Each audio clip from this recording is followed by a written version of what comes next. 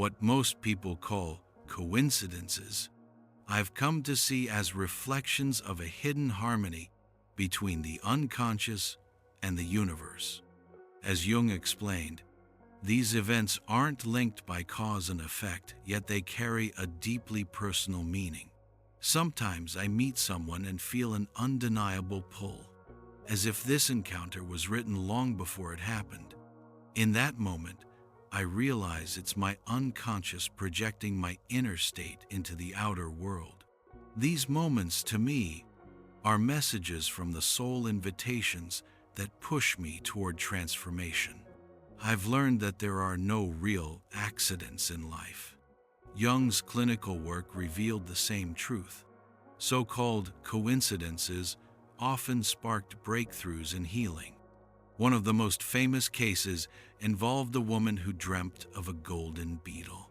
As she described her dream, a real golden beetle suddenly tapped against Jung's office window. That moment wasn't mere chance, it was a turning point that broke her rigid rationalism and opened her to the symbolic language of the psyche. For me, this isn't magic or mysticism, it's the meeting point between consciousness and reality. The inner self isn't something locked inside my head. It actively shapes the way I experience the world. I've noticed that when my inner conflicts or suppressed desires reach a threshold, my unconscious expresses them through people. The individuals who enter my life aren't random background characters, they are symbolic agents in my process of becoming whole. Sometimes a stranger shifts my mindset. Sometimes a relationship forces me to face my wounds. These people appear exactly when I'm ready for inner transformation, because the soul seeks wholeness, not comfort. Jung never said people come into our lives to make us happy. Often, they come to shake us awake. That shaking is not a punishment, but a necessary step towards psychological integration.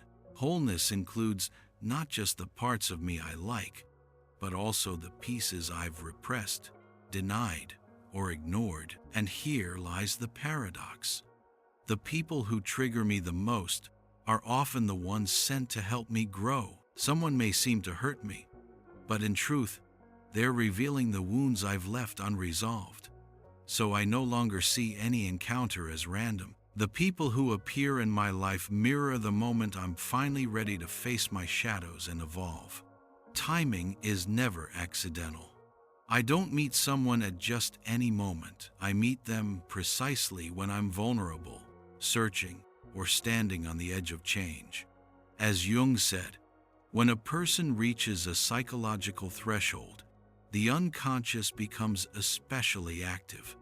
Then, messages start to appear in dreams, in symbols, and yes, in other people. Now I understand. Some people don't just walk into my life, they arrive to lead me back to myself. Have you ever, right after a heavy breakup, a job loss, a spiritual awakening, or a major life change, encountered someone who seemed to mirror the chaos or hope within you? I've come to understand that this is never a coincidence. It's a call from my unconscious to integrate the experience. People tend to appear at psychological thresholds. They can be triggers for my collapse or transformation, yet they are always there for a reason. If someone feels strangely familiar, they may be touching a deep archetypal layer of the unconscious. Strong emotional reactions are rarely only about the person. They represent what that person embodies in my inner world. These encounters challenge me to notice what has been dormant within me. Seemingly coincidental meetings are actually starting points. Sometimes I meet someone, and everything shifts. A teacher utters a single phrase that changes my perspective. A stranger on the subway reframes my story. A new friend brings a book or experience that transforms my life. From the outside, it may appear coincidental, but from a Jungian lens, these encounters mark the beginning of a new psychological chapter. The unconscious often speaks through symbols, and sometimes that symbol takes the form of a person. You don't always need a dream to encounter your shadow. Sometimes the shadow comes as a person. They trigger you, love you deeply, or leave inexplicably. These initiating encounters disrupt my sense of self, pulling me out of my old identity and inviting me into a deeper version of who I am. My inner state determines who I encounter. One of Jung's deepest insights was this: I attract not what I want, but who I am. Both my conscious self and unconscious parts play a role. If I carry a suppressed trauma, I may meet someone who triggers it not to hurt me, but to make that wound visible. If I secretly fear being seen, I may encounter someone who leaves reflecting that fear. If I am learning to love myself, I may meet people who challenge my boundaries. These are not punishments. They are spiritual synchronizations, the meeting of my soul's lesson with another person's potential to teach it. Often, the other person isn't even aware of their symbolic role. In Jungian psychology, people are rarely just people. They are symbols. They carry archetypal energy appropriate to my current psychological state. Some common symbolic figures include mirror, reflects both my strengths and shadows. Trigger, activates my deepest emotional responses.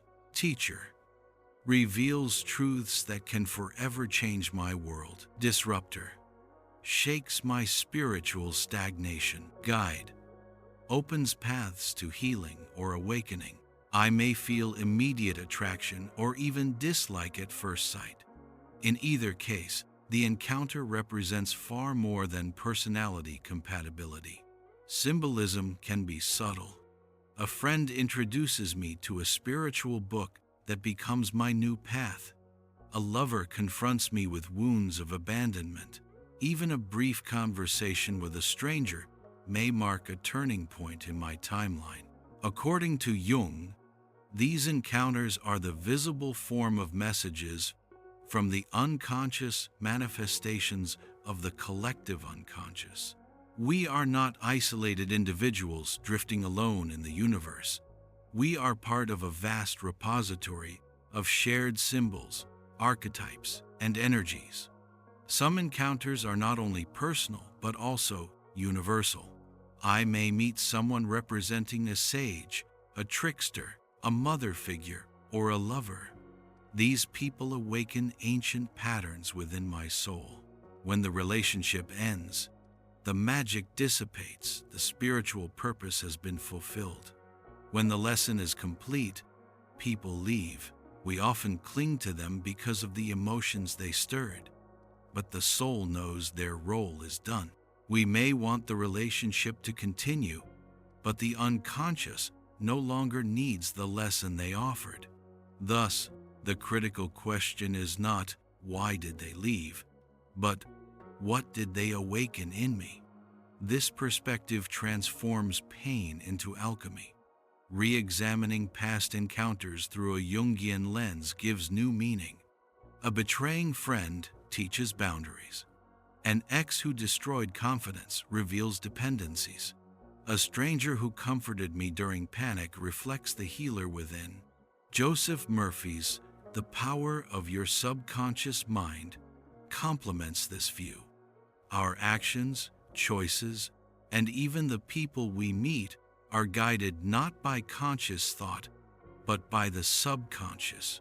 Deep-seated beliefs of rejection, abandonment, or unworthiness resonate and attract corresponding experiences. Murphy likens the subconscious to fertile soil. Whatever is planted grows into repeated thoughts, intense emotions, and deeply held beliefs, shaping reality. Here is where the law of resonance aligns everything. The seeds within us emit vibrations, drawing corresponding external experiences. Relationships, encounters, and recurring patterns are never coincidences. They arise from what resonates within us. Murphy's most compelling insight. By reprogramming the subconscious, feeding the mind with new images and emotions, we change our vibrational field, and with it, the experiences we attract. This awareness has shown me that most relationships are not formed from rational choices, but from external reflections of inner wounds, unintegrated parts, or aspects that need development. If you notice yourself being drawn to the same types of people or repeating the same patterns, the power of your subconscious can open a new door for you. This is not a superficial self-help tip. It's a deep, accessible, and practical explanation of how the mind works. When authentic inner change begins, the external world begins to shift as well. Another important truth is this: not every relationship comes to complete you. Some exist only to remind you that you are already whole. These connections are not built on lack, but on being. They do not feed fantasies or fill voids. They simply exist together. And even that alone carries profound healing power. Healing relationships are not always the most intense, romantic, or dramatic ones. They are the relationships where you can truly be yourself, where you are heard, and where your broken parts are accepted. The other person does not try to fix you. They walk alongside you, support you, and are present as you rebuild yourself. Such bonds awaken what Jung called the healer archetype, the energy that listens without judgment, accepts without trying to shape, and sees your pain without fear. Being in such a relationship feels like finally landing in a space where you can truly breathe. Yet even these relationships can be challenging. True healing comes not from comfort, but from existential presence. The other person may show you how far you've strayed from yourself, touch the parts you've hidden not to hurt you, but to make them visible. And when that openness is held with compassion, what was broken begins to realign. We often expect others to fill what is missing, but healing relationships carry no such promise. They offer reflection, support, and truth.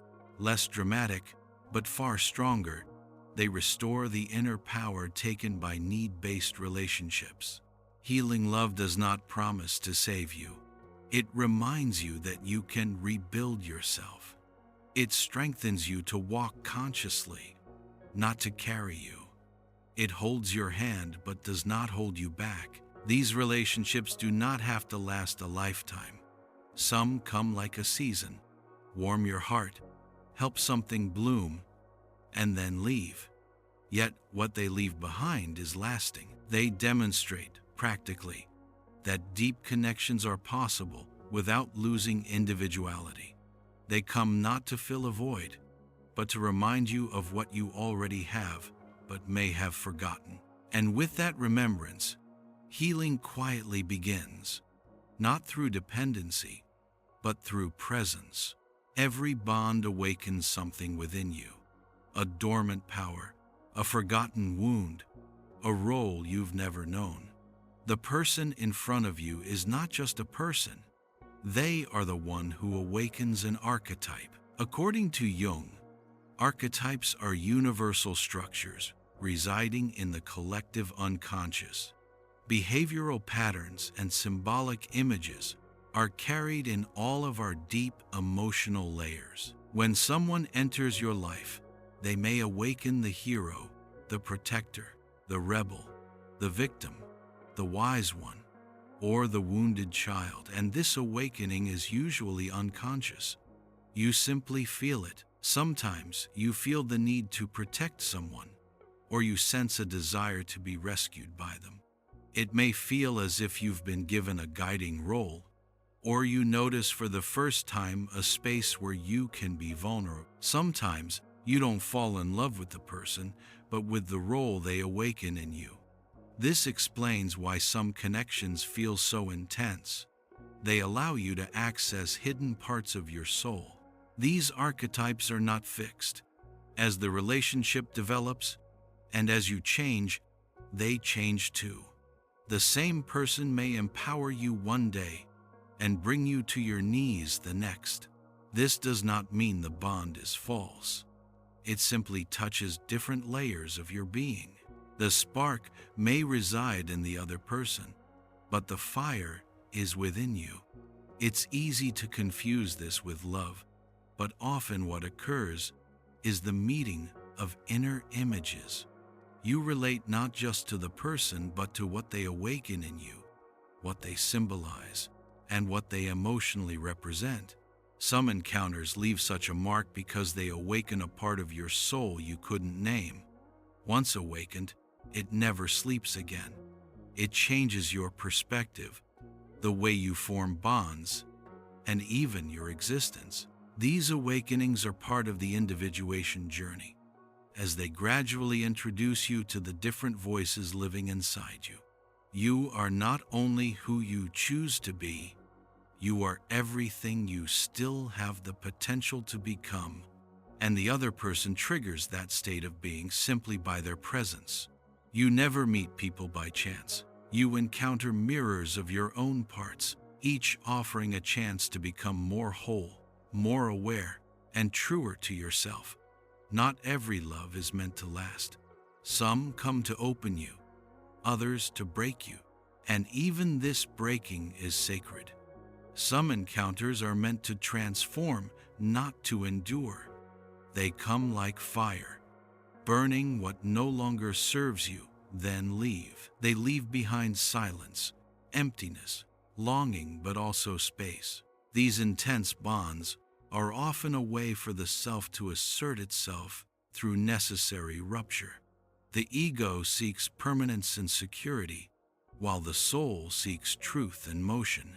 When life feels stuck, love can strike like an earthquake, reshaping everything within a kind of emotional alchemy. You may think you've lost someone, but in reality, what's lost is an old version of yourself that no longer fits, and you weren't ready to let it go alone. That is precisely the role of some encounters, to shake you and set you free.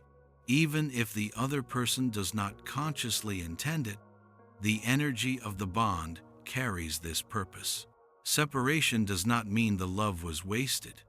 On the contrary, it may indicate the bond fulfilled its role. It revealed what was hidden, uncovered, idealized, dependent, and fragile parts, and shattered illusions so that something new could be born. Accepting that some stories do not end in conventional happily ever after can be difficult, but perhaps the real happy ending lies in the openness left behind, in the emerging strength, and in expanding awareness. Every loss is not an ending. Some are simply beginnings in another form. Jung viewed such ruptures as an essential part of the individuation process. Emotional breakdowns can signal the beginning of inner alignment. When love shatters, it exposes what is incompatible, preparing the ground for something truer, more conscious, and more whole. Some people love you so deeply that, even unconsciously, they take on the role of breaking you. They push you out of your comfort zone, guiding you away from paths that no longer belong to you. They compel you to be reborn, and as painful as it may feel, this too is a form of love. These encounters are not mistakes of fate, but profound alignments. When viewed with emotional maturity, you can see that the breaking was necessary, because only through it could something authentic be built. Some people come into your life for only a season. They do not stay. They do not follow you. They do not become part of your daily life, yet they leave lasting impressions. They open doors, awaken a sleeping part of you, and leave silence behind. Over time, that silence becomes a lesson. Not every bond needs to last. Some are brief, intense, and perfect cycles. The soul knows that some beings are necessary only up to a certain point. Staying beyond that would be forcing something that is already over. The ego clings, but the soul understands. Accepting the end of a cycle does not diminish its value. It honors what was experienced. Forgiveness arises here, not as an excuse but as liberation. By forgiving, you release the invisible ties binding you to the past. You do not erase what happened, but you stop carrying the burden of what cannot be changed. Forgiving is not about justifying mistakes or denying pain. It is choosing not to feed what harmed you. It is acknowledging that, just as the other did their best with their awareness, you did yours. True forgiveness concerns you, not others. It concerns the peace you choose to nurture within yourself. Gratitude is not romanticizing but accepting. Looking back, despite the pain, you notice something has shifted, awakened, matured, even if it came through tears and silence. Some people taught you through love, some through absence, all contributed to your journey. Life moves in cycles, and each new relationship brings a lesson. Some show you what love is, others what it isn't. Some heal, some break, yet all shape you.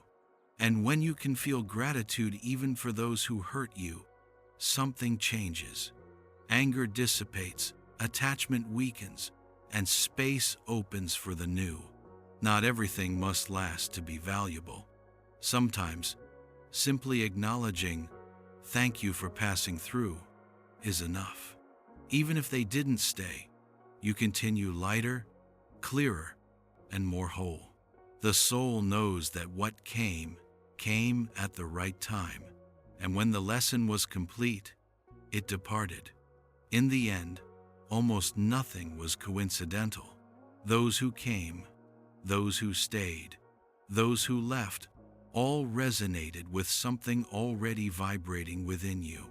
Some came with sweetness, some like storms, some lifted you, some shattered you. They brought what you needed, even if it hurt, even if it felt unfair, even if you couldn't understand. The unconscious moves in ways reason cannot. Once the dust settles, clarity often emerges.